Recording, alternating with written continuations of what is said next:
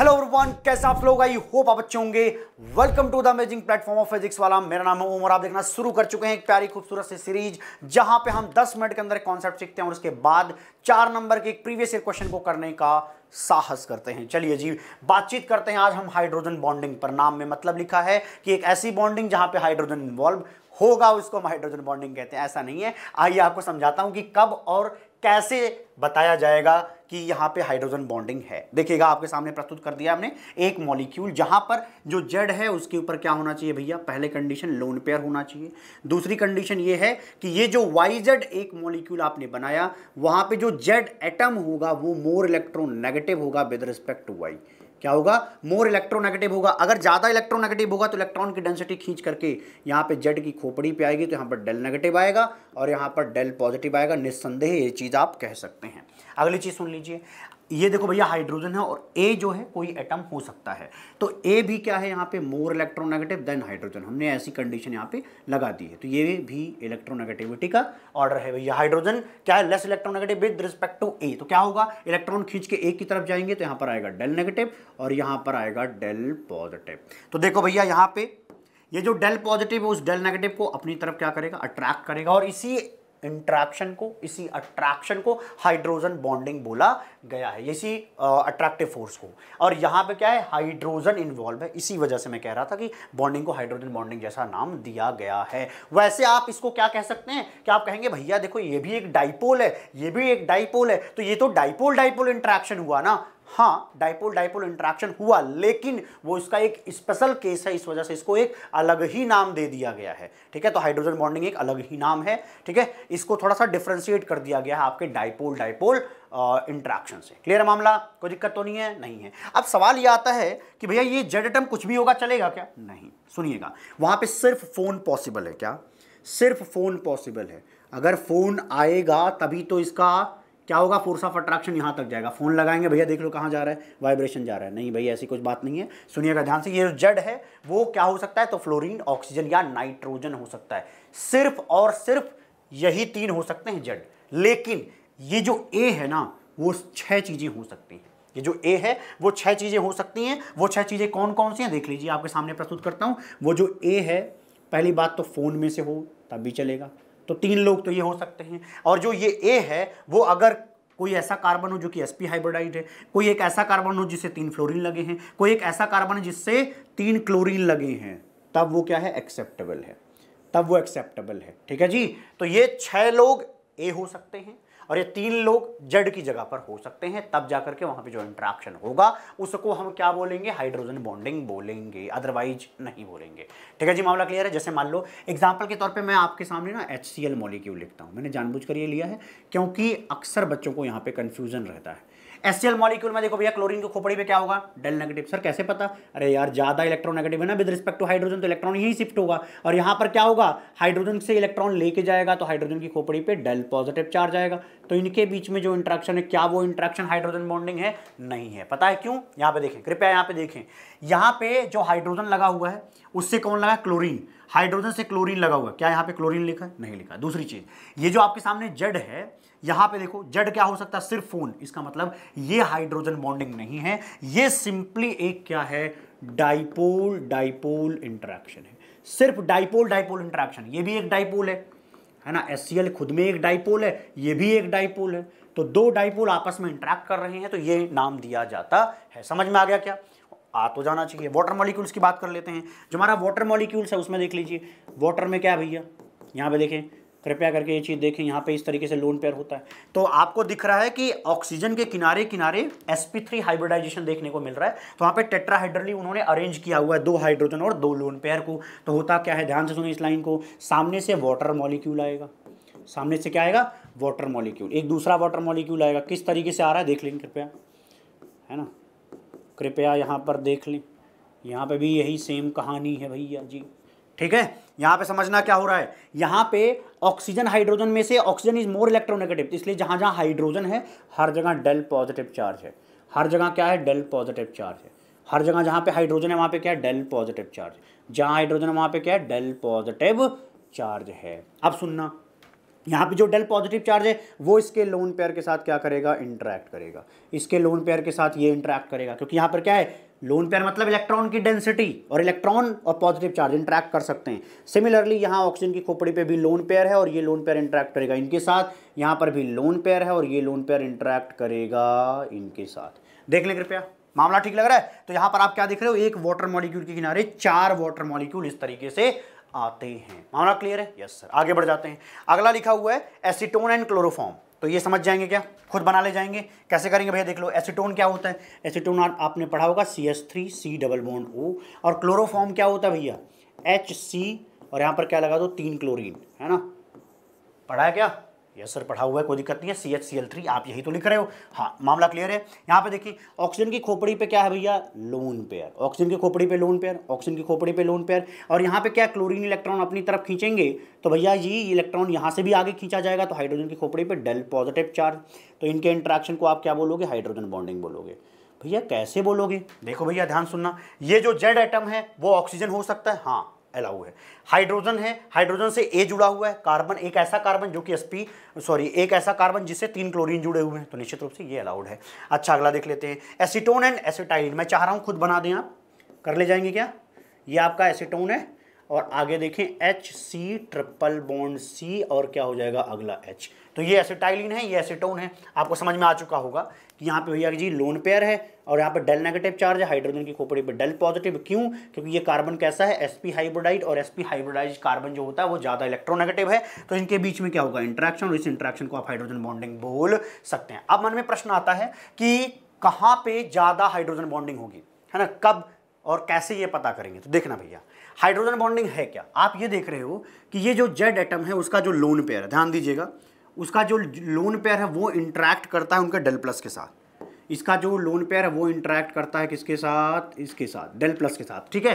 तो इसका मतलब क्या हुआ कि अगर एक ऐसा एटम हो जो ज़्यादा इलेक्ट्रॉन देने की टेंडेंसी रखता हूँ, उस मतलब सोचता हूँ कि ठीक है भाई हमारे पास इलेक्ट्रॉन की डेंसिटी है तो सामने वाले डेल प्लस के साथ मैं इंटरेक्शन शो कर देता हूँ, वो आसानी से कब पॉसिबल है? देखो, फ्लोरीन, ऑक्सीजन, नाइट्रोजन में कौन ऐसा है जो अपने इलेक्ट्रॉन डेंसिटी पर ज़्यादा कंट्रोल नहीं रखता, उसको फ्री रखता है ताकि सामने वाले से इंटरेक्ट कर पाए? तो आप कहेंगे भैया इसमें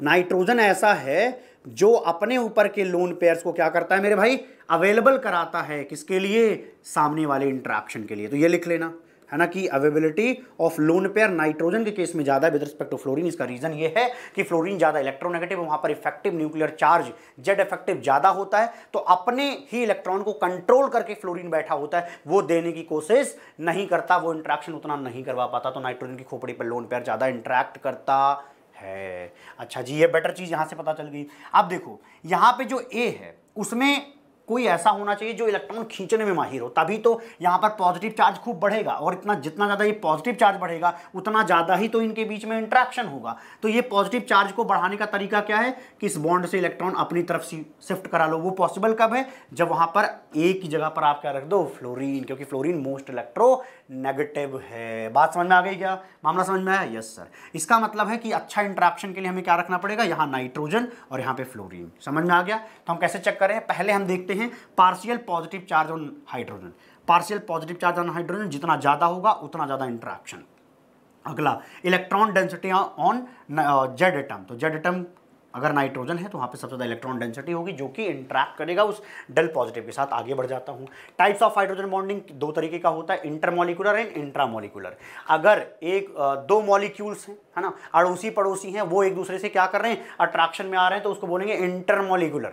लेकिन अगर एक ही घर में कांड हो रहा है तो भैया क्या बोलेंगे उसको, इंट्रामॉलिक्यूलर। ठीक है जी। यहाँ पे क्या हो रहा है, अगर मान लो कि इस तरीके से एक मॉलिक्यूल है, उसी मॉलिक्यूल के अंदर क्या हो रहा है, हाइड्रोजन बॉन्डिंग पाया जा रहा है, तो उस चीज को इंट्रामॉलिक्यूलर हाइड्रोजन बॉन्डिंग कहते हैं। लेकिन दो मॉलिक्यूल्स के बीच में इंटरेक्शन होगा तो इंटरमॉलिक्यूलर बोलेंगे। जैसे एग्जांपल के तौर पे वाटर को मैंने पीछे समझाया था, अभी मैंने क्या बताया था कि हमारे पास एक वाटर मॉलिक्यूल है। क्या बताया था मैंने, एक वाटर मॉलिक्यूल है, वो चार वाटर मॉलिक्यूल के साथ क्या कर रहा है, इंटरैक्ट कर रहा है। तो वो क्या कर रहा है भैया, 4 अलग अलग से इंटरेक्ट कर रहा है, इसलिए इसको इंटरमोलिकुलर हाइड्रोजन बॉन्डिंग कहते हैं। और आपको क्या देखने को मिलता है, ऑक्सीजन के किनारे टेट्राहेड्रली वाटर अरेंज्ड होते हैं। मामला क्लियर है क्या? अगला देख ले, ऑर्थोनाइट्रोफिनॉल। तो पहले भैया देखो बेंजीन है, बेंजीन पे जब आप OH बना देते हो तो इसको फिनॉल कहते हैं, इसको ढक देता हूं, इसको फिनॉल कहते हैं। नाइट्रो कहने का मतलब क्या होता है, ऑर्थोनाइट्रो मतलब OH का पड़ोसी है ना, ये वाला पड़ोसी है। तो नाइट्रो ग्रुप यहाँ पे बना दीजिए, क्या करिए, नाइट्रो ग्रुप बना दीजिए। तो यहाँ पे देखिए हाइड्रोजन पे क्या है, डेल पॉजिटिव चार्ज। क्यों है भैया, ऑक्सीजन क्या है, इलेक्ट्रॉन खींच रहा है, इस वजह से यहाँ पे डेल पॉजिटिव। और यहाँ पे क्या है, लोन पेयर। तो यहाँ पे इलेक्ट्रॉन डेंसिटी इनकी आपस में बनती है भैया, ठीक है। तो अगर एक ही मॉलिक्यूल के अंदर हाइड्रोजन बॉन्डिंग पाई जा रही है तो उसको क्या बोलेंगे, इंट्रामोलिकुलर हाइड्रोजन बॉन्डिंग बोलेंगे। लेकिन अलग अलग मॉलिक्यूल्स के बीच में है तो इंटरमोलिकुलर बोलेंगे। एग्जांपल के तौर पे अगला HF समझ लीजिए, ये बहुत ही ज़्यादा इंपॉर्टेंट है, समझिएगा, है ना। इसको आप बनाने में गलती कर बैठते हैं। जैसे देखिएगा, एक HF बनाया मैंने इस तरीके से, क्यों बनाया समझाऊंगा। देखिए आपको क्या करना है, फ्लोरीन हाइड्रोजन, फिर सामने बनाना है फ्लोरीन, फिर क्या करना भैया, एक बॉन्ड बनाना है, फिर हाइड्रोजन, फिर किनारे आएगा फ्लोरीन। और जैसे फ्लोरीन बनाया आपने, फिर से आपको बनाना हाइड्रोजन, हाइड्रोजन के बाद अगला फिर से फ्लोरीन, फ्लोरीन के बाद फिर से हाइड्रोजन। अभी समझाता हूँ क्या बना रहा हूँ। आप कहोगे ये सब फालतू बातें क्या दिखा रहे हो भाई। यहाँ पे देखो, ध्यान से देखो, ये क्या है, FH एक है, ये क्या है, यहाँ पे जो हाइड्रोजन है उसकी खोपड़ी पे डेल पॉजिटिव चार्ज होगा, इसमें कोई शक संदेह तो नहीं ना किसी को। H और F है तो यहाँ पर क्या होगा, डेल नेगेटिव, यहाँ पे क्या होगा, डेल पॉजिटिव। इसका मतलब क्या हुआ कि हाइड्रोजन इनके साथ इंटरेक्ट कर सकता है। और देखो भैया, जब फ्लोरीन करेगा ना तो उसके ऊपर क्या है, 3 लोन पेयर। कितने, 3 लोन पेयर। तो देखो भैया इस तरीके से 3 लोन पेयर है। तो ये जो लोन पेयर है वो इस हाइड्रोजन के डेल पॉजिटिव चार्ज के साथ इंटरेक्ट करेगा। हाइड्रोजन पे डेल पॉजिटिव चार्ज है हर जगह, मैंने बनाया नहीं है, यहाँ पे बता दिया है। यहाँ पे क्या होगा, फ्लोरीन के केस में सेम फिर से, है ना, यहाँ पे डेल नेगेटिव, यहाँ पे डेल पॉजिटिव, यहाँ पे डेल नेगेटिव, यहाँ पे डेल पॉजिटिव। तो इस तरीके से ना लीनियर दिखता है आपको, सीधा सीधा दिखता है। देखो सीधा सीधा दिखता है। 2 फ्लोरीन के बीच में एक हाइड्रोजन है, जहाँ पे एक कोवलेंट बॉन्ड है और एक क्या है, हाइड्रोजन बॉन्ड है। और ये क्या है, एक लाइन में है, तो इसलिए लीनियर हाइड्रोजन बॉन्डिंग बोला जाता है इसको, ठीक है। ओके, तो इस तरीके का इंटरेक्शन होता है, एक पूरी पॉलीमर बन जाती है। पॉलीमर मतलब बहुत सारी यूनिट्स इस तरीके से कनेक्टेड होती है, बहुत सारी यूनिट्स इस तरीके से कनेक्टेड होती हैं जब हमारा HF क्या होता है, सॉलिड होता है, ठीक है। और जब हमारा H2O सॉलिड हो जाता है ना, तो ये जो आप टेट्राहेड्रल देख रहे हो बहुत अच्छे तरीके से टेट्राहेड्रल बनाता है 109 डिग्री 28 मिनट वाला, ठीक है। तो H2O सॉलिड में ऐसा होता है, HF सॉलिड में ऐसा होता है, लीनियर में। समझ में बात आ गई।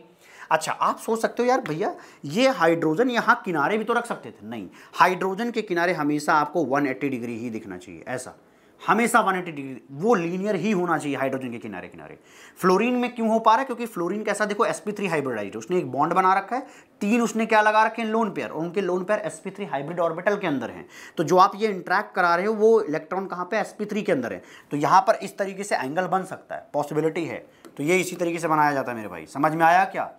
ठीक है जी, ओके। तो ये लाइन एक बार पढ़ लीजिए, क्या लिखा है, only HF and H2O form polymeric structure due to hydrogen bonding. यहाँ पे पॉलीमेरिक स्ट्रक्चर का मतलब समझना कि ऐसे बहुत सारे HF मॉलिक्यूल एक दूसरे के साथ कनेक्टेड हैं, तो पॉलीमर। यहाँ पे भी एक वाटर मॉलिक्यूल से 4, फिर उन 4 से और 4 इस तरीके से कनेक्टेड हैं, तो वहाँ पे भी पॉलीमर शब्द यूज किया जा सकता है, कोई संदेह इसमें नहीं होगा।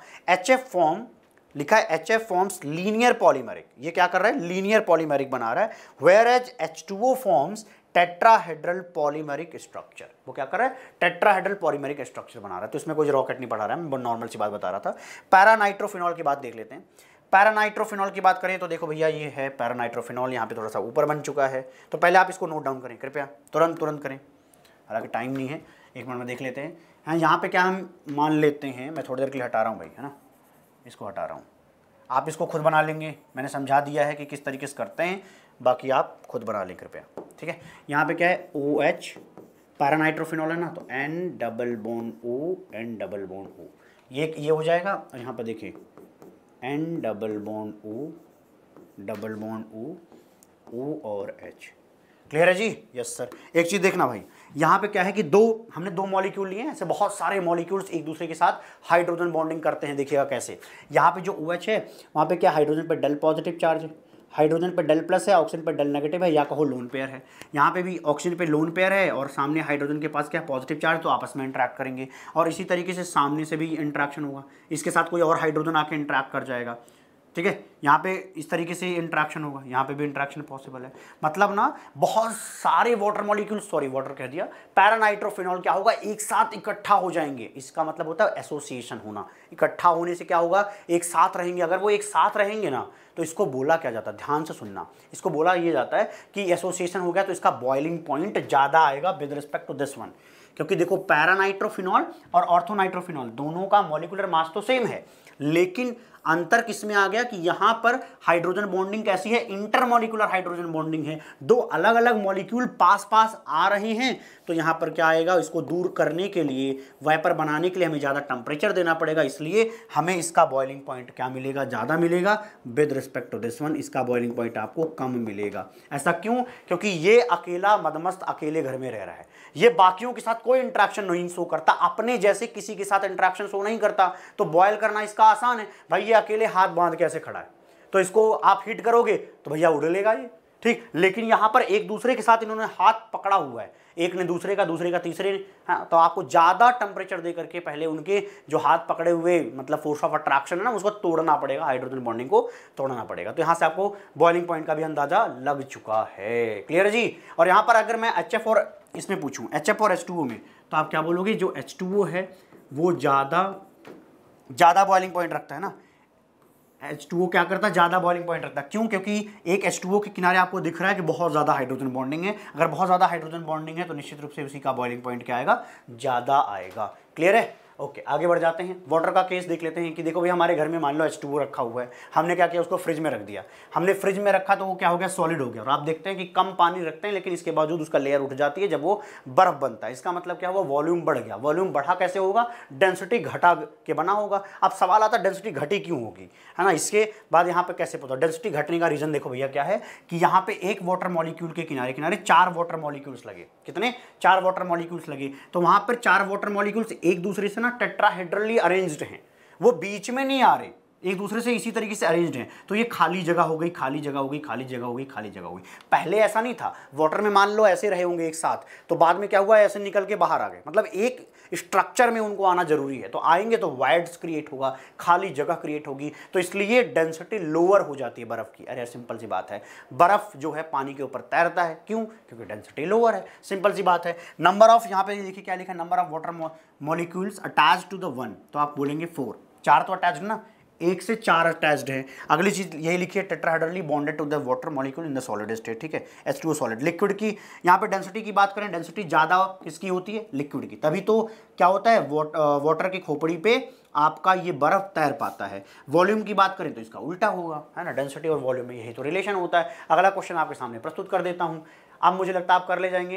विच is the dominant intermolecular forces, इसके बाद क्या लिखा है, कन्वर्टिंग लिक्विड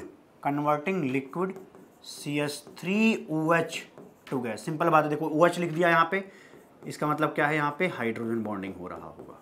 यहाँ पे क्या हो रहा होगा, हाइड्रोजन बॉन्डिंग। कैसे, यहाँ पे देखो क्या होगा, डेल नेगेटिव चार्ज, यहाँ पे डेल पॉजिटिव चार्ज, यहाँ पे डेल नेगेटिव चार्ज, यहाँ पे डेल पॉजिटिव चार्ज, तो होगा क्या भैया, इंटरेक्शन। कैसा, ये पॉजिटिव इस नेगेटिव के साथ इंटरेक्ट करेगा, है ना। तो ये क्या है, हाइड्रोजन बॉन्डिंग। तो सिंपल सी बात आएगी, हाइड्रोजन बॉन्डिंग। क्लियर है जी, समझ में आ गया। समझ लीजिएगा कि इससे क्या है, लिक्विड टू गैस जाना है, लिक्विड टू गैस जाना है, तो यही तोड़ना पड़ेगा आपको। ओके, अगला देख लेते हैं कि यहाँ पर लिखा है XHY, है ना, जैसे पीछे समझाया था मैंने। तो Y, X and Y both are electronegative elements. अच्छा ठीक है, तो ये हाइड्रोजन बॉन्डिंग हो रही है। यहाँ देखो, यहाँ पे कोवलेंट बॉन्ड है लेकिन ये हाइड्रोजन बॉन्ड है। पिछली कंडीशन है, इसका जवाब आप खुद देंगे। मुझे आप ये बताएंगे कि इस क्वेश्चन में ये अगर 1 है तो ये क्वेश्चन नंबर 2 है। आप बताएंगे क्वेश्चन नंबर 2 का क्या जवाब होगा। ये 1 है, 1 का तो मैंने बता दिया, 2 का जवाब क्या होगा, आप क्या कहेंगे बताइए। पढ़ लेंगे क्या, पढ़ लेना भैया, जवाब देना मेरे को। अगला देखना भैया, the low density of ice compare to the water is due to hydrogen bonding interaction. कितना आसान है भाई। अगला देख लेते हैं, ऐसे क्वेश्चंस आते हैं आपके में। Which one of the following molecules will form a linear polymeric. ये देखो शब्द पूछा जा रहा है आपको, कुछ भी एक्स्ट्रा और फालतू नहीं पढ़ाया जाता भैया। दिख गया क्या आपको। अगर यही टेट्राहेड्रल लिख देता तो आप H2O लिखने को मजबूर हो जाते। मिलते हैं आपको अगली वीडियो में, तब तक के लिए खुश रहिए और इस सीरीज को फॉलो करते रहिए।